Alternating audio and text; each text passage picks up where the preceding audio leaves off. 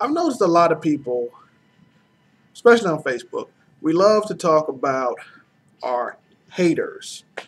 People who basically like to throw shade on other people's success.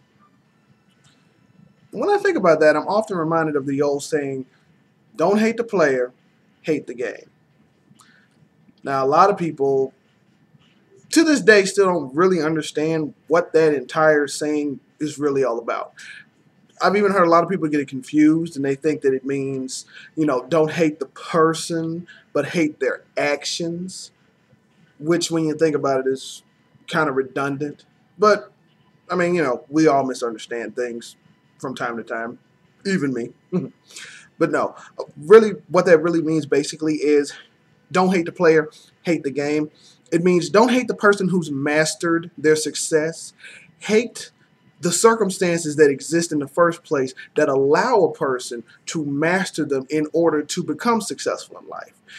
The game itself. It's just like when we say we're playing the game of life, because that's pretty much what we're all doing.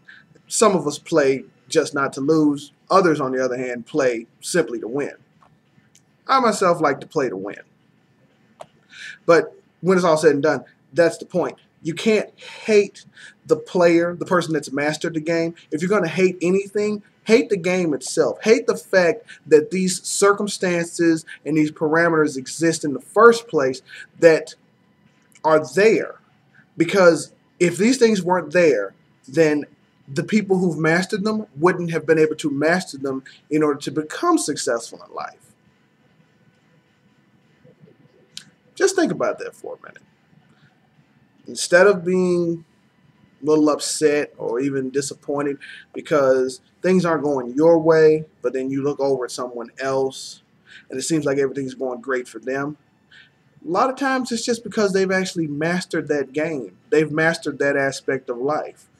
And the wonderful thing about that is anything that has been mastered by one person can be mastered by another.